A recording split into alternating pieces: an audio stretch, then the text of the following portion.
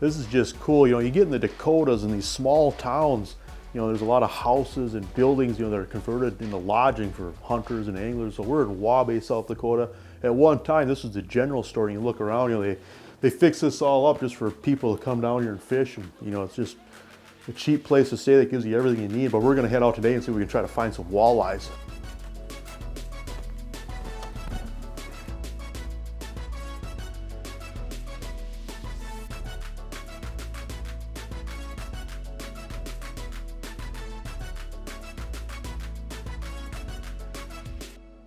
You know, finally a nice day out here. We're down here, and what you guys got snow here was last week, 2 weeks ago, you guys got dumped in with a bunch of snow. It's been kind of a brutal winter, long spring, a lot of cold and wind, and now there's finally some sunshine. So things are warming up and looking up. So far this spring, the walleye fishing's been just fantastic, and we're hoping for another good day today. Water temperatures are already in the low 50s, which is unbelievable. These lakes warm up so quickly. We should be able to find some fish today. We're just gonna poke around through some of these spots here and just see what we have for water temps. Got a little bit of wind blowing. See that warmer water is getting stacked along any particular shoreline, and then just using the side imaging to try to find some shoreline where there's a lot of boulders and rock and gravel. So a lot of times we like to look before we actually fish.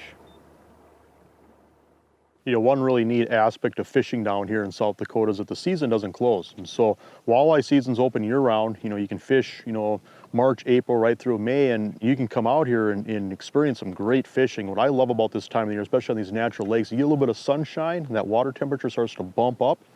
You find some fish in really shallow water, and that's just a fun way to catch a walleye.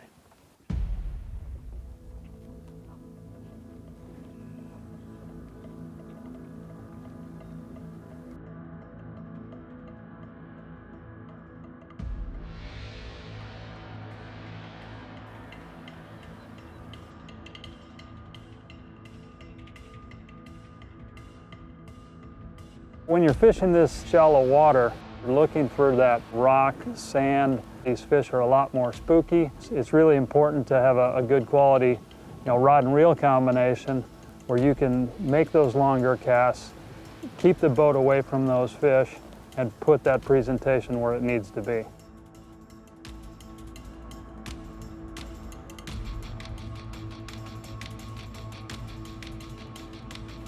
There he is. Boy, way up there.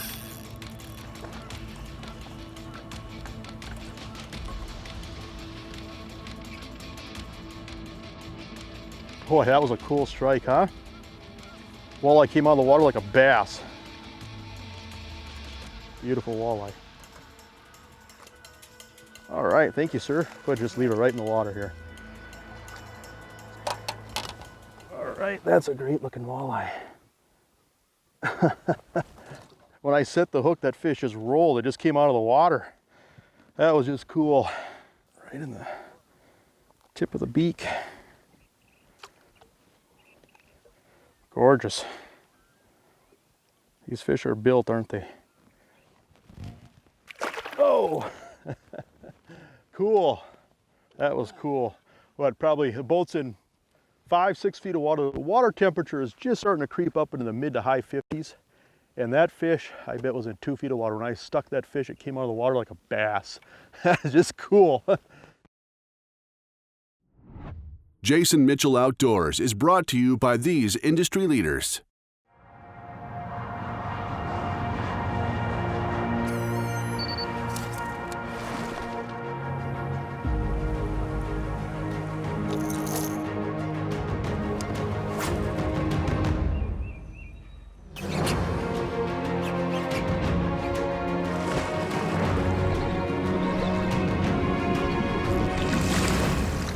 You've waited all winter for this. We can't wait either. You can't choose the weather, but you can choose to dress for it. Introducing Blackfish Performance Rain Gear.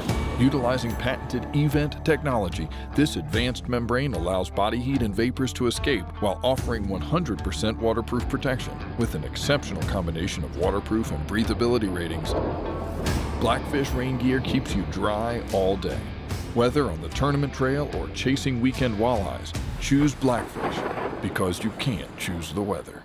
Every day, it is you against the fish. From the Fish Hawk and Pro Tiller to the Bass Hawk and Raptor, Crestliner's entire fleet is designed to maximize your pleasure and performance on the water. Handcrafted, continuously welded seams combined with high-grade, heavy-gauge aluminum lead the industry with unbeatable engineering, strength, and durability. Crestliner has been catching fish for over 70 years. Crestliner, forged with strength, defined by durability. From the makers of the legendary Salmo Hornet, meet the new Salmo Freediver 9. Capable of reaching depths over 25 feet, the Freediver has set the new standard for deep diving walleye crankbaits. See that Freediver, that fish just mugged that bait. Individually handcrafted, tank tested, and tuned by Salmo artisans, every Salmo lure produces perfect action every time. Catch more fish with the new Salmo Freediver 9.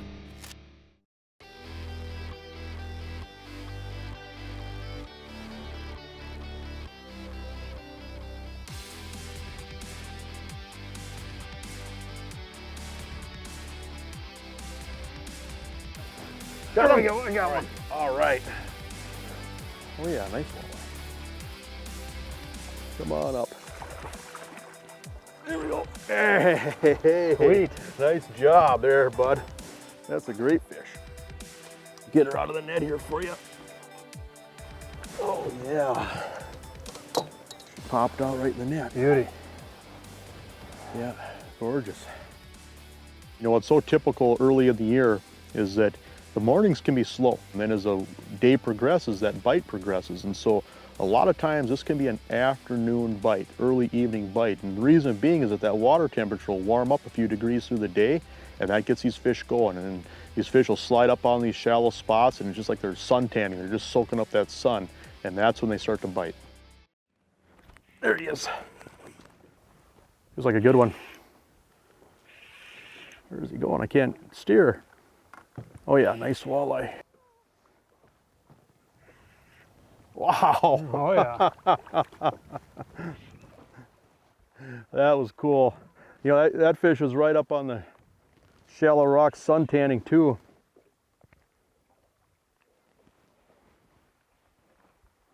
Come on up. Oh yeah, here she comes. Oh, come here. Wow, that's a nice walleye. Oh, don't you just love that? That is a gorgeous beautiful fish. Look at that. Beautiful. Get that jig out. Dragon plastic. That is gorgeous. You know, these fish just look like, look at that fish, looks like it just spawned out. Just looking for a little sunshine. We all are. Sun feels good, don't it? Yeah. All right. Thank you. Oh, one of my favorite things right there. Shallow water walleyes. You know, one of the things that attracts me to using a soft plastic is, first and foremost, you know, I'm not having to mess with bait all the time. You know, the other thing is, you know, they're just so versatile. You can fish them at a variety of different speeds. You know, soft plastics that are manufactured out there, they come with a variety of different tail types. You know, from the paddle tails that provide some of that vibration, you know, to more of a straight tail that gives you more of a darting action. You know, the soft plastics are just super versatile for all types of fishing up here.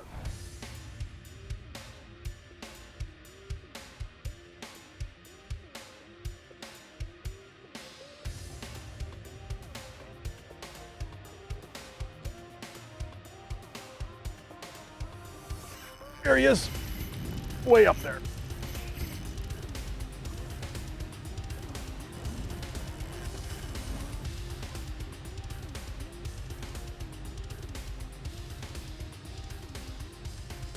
Oh, look at this. The biggest one yet. They just keep getting bigger. Get the line out of that. Get him here. There. Look at that. Isn't that cool? Look at that. You see here on the belly here, where you see where that fish has been spawning and rubbing on rocks. These fish are just coming out of the spawn. You set the hook on them, they roll. You can just see them just in a couple feet of water. That is cool. Gorgeous walleye. There, thank you. See here, we're just using a 1/4 ounce jig, short shad bait, big thumper tail, fluorocarbon leader, and then that goes right to the braid. I like to use braid just for the sensitivity. You make a long cast way up shallow, anything ticks, you can just cross that fish's eyes. And it's good for snapping the weeds off and stuff. There's times where the fish want that more subtle presentation, so there's times in the spring where I'll use mono. If I can't get bit on braid, I'll switch up to mono. Sometimes that makes a difference, but and also too, there's a lot of lakes down here where the water's stayed enough where you don't have to use a fluorocarbon leader, but it makes it a little bit more pike proof as well.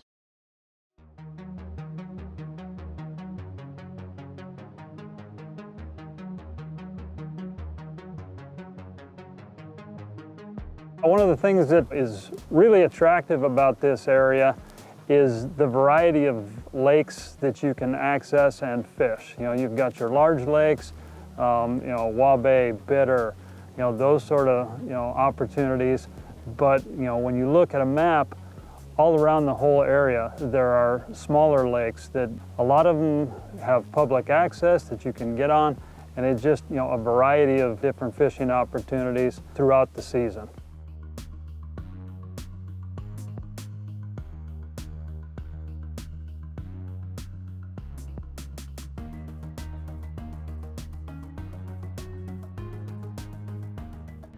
There we go.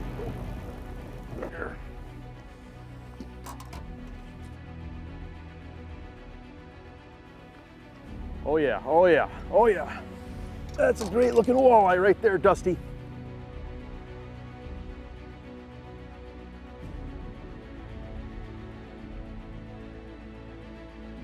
Wind's kind of pushing us here. There we go. There. Look at that. That is just a beautiful. Come here. Open up. Get those big old teeth stuck in the net. That is a great walleye. Go ahead and hold her up there. That is a good looking fish right there. Oh yeah. Beautiful fish. Yeah. Go ahead and pop that swim bait out.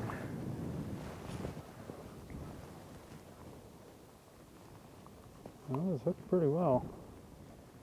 She ate it, didn't she? Yeah. Still trying to eat it. There we go. Gorgeous.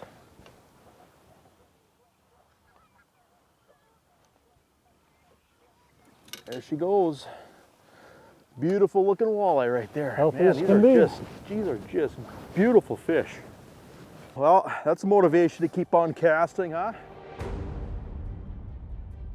You know, what's so fascinating about these lakes is that if you're to look at a map, you know, 25, 30 years ago, a lot of these lakes don't even exist. And there's not even good mapping for a lot of these lakes. And some of this new water can be some of the best fishing here in eastern South Dakota. But what's also makes these lakes unique is that they're very shallow dish bowl lakes. And so if you look at a lake map, you'll have the basin of the lake, which is really flat. There's hardly any structure. And a lot of the structure that you find on the lake is shoreline related. And it might be, you know, rocks from when the glaciers came through here, or it might even be rock piles from where farmers actually farmed some of this land and pushed those rocks to the edges of their fields. But the water warms up quick. It's very productive water. Fish grow fast, you know, phenomenal growth rates, phenomenal forage bases, and it's just a very productive ecosystem for producing walleyes. It's unbelievable how fast these fish grow and just how good this fishing can be on so many of these small lakes. You know, the storyline is there's all kinds of lakes, high water cycle, created all kinds of phenomenal fishing opportunities. What I love about this area, you come out here early in the year like this and you can catch fish in really shallow water and the season doesn't close.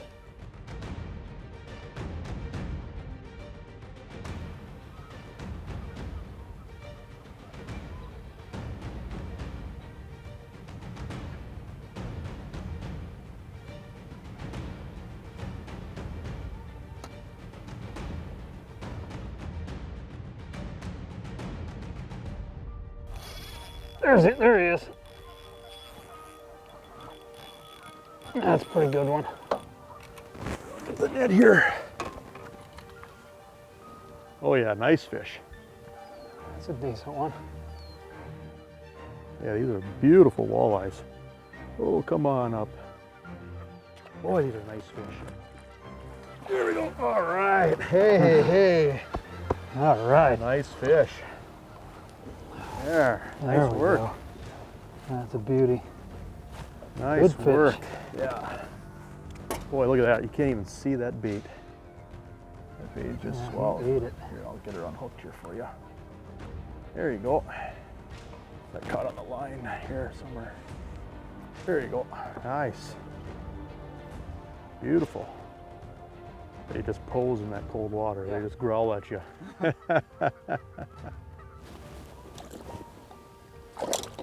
And off she She goes. goes. That was a cool strike too. I saw that fish just rolling once he laid into her. You know, when you're using soft plastics to catch walleye, especially on these natural lakes, I love to use a soft plastic that has that paddle tail. Reason being is you get a lot more vibration and thump, and you can actually feel it moving water. And my favorite overall color patterns are either white or just a perch color or just a chartreuse fire tiger pattern. But those three general patterns, you know, will work most days. Early on in the year when the water's still cold, I'll use that smaller paddle tail. And then as the summer progresses, I'll use a larger paddle tail, but just depends on how slow. A lot of times we have to experiment with the size of the soft plastic, weight of the jig, how far you're casting, how deep of water you are below the boat. And so there's a lot of things to experiment with, but general thumb, 1/4 ounce jig head, a 3-inch paddle tail is going to work for a lot of shallow water fishing. You can experiment from there. The fish are higher. If there's weeds starting to come up, you can use a bigger paddle tail, for example. It'll give you a little bit more lift. If the fish are a little bit deeper, they're more closer to the boat, you can use a bigger jig head with a smaller paddle tail. So there's a lot of different combinations you can mix up. The biggest thing is just finding the right formula, right weight jig, right length of paddle tail, right angle when you're casting, right distance from the shoreline. And so experiment with that stuff, and then once you start to fine tune things, then you can get dialed in on these fish.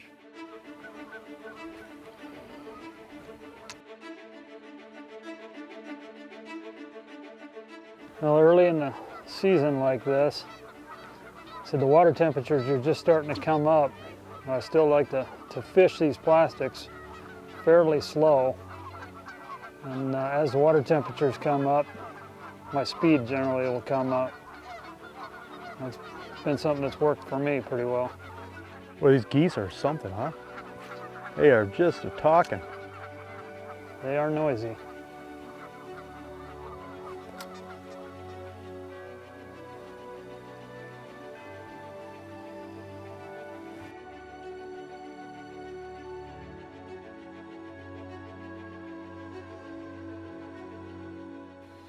Got him? I think I got him. All right, I'll get reeled up here.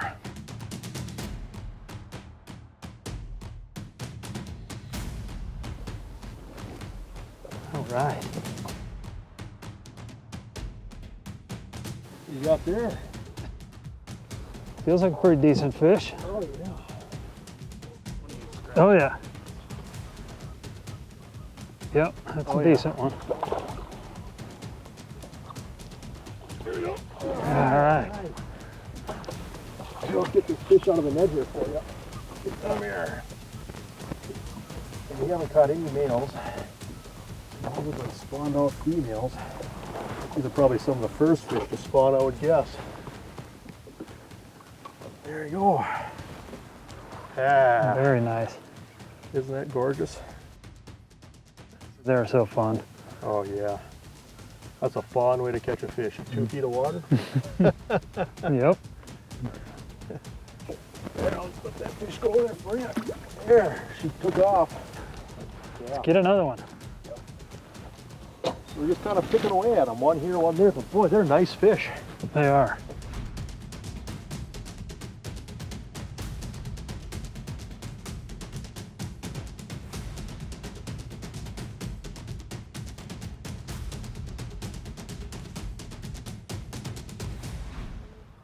There he is. Oh, that was a cool strike.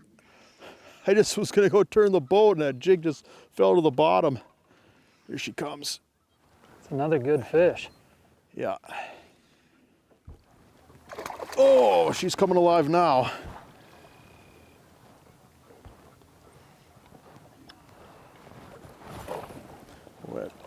Cool. Nice. That was Yeah. quick. That was. Come here. Oh yeah, look at that pose. Fins up.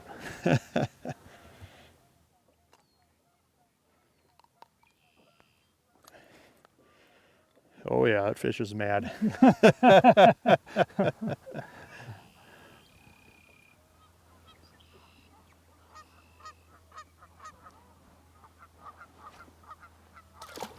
She took off. Whoa, almost catch. lost the net and the fish. That was a cool strike. Some of these strikes are just electric when they hit these soft plastics. Just boom.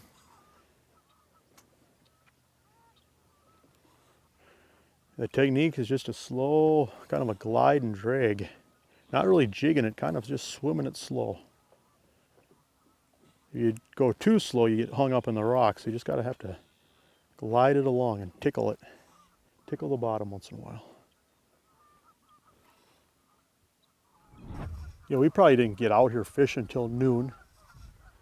And it's pretty typical of this early spring shallow water fishing in the sense that the mornings can be really slow. And then what happens is you'll see through the day that water temperature will just bump up a degree or two. So you get later on in the day from afternoon into early evening, that seems to be kind of that prime time. That water will warm up a few degrees. These fish get moving, start catching them. You go back in the morning, the water's dropped a few degrees overnight and the fishing's really slow, but then it seems like it just picks up through the day.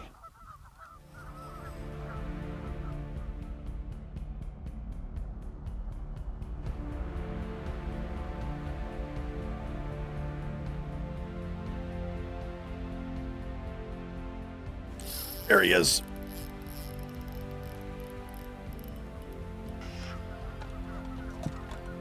That is fun. Come on up. There, what a chunk, huh? Here, Well done. grab her here. Yeah, we're not very far from shore. These fish are just, I mean, they're in water, they're just barely enough water to cover their backs, it seems like. Practically thrown right up on the bank. Another nice fish. Yeah. Good living right there, huh? Absolutely. Set the hook and you just see them roll. Just cool. Fish had jet packs on his back the way it took off.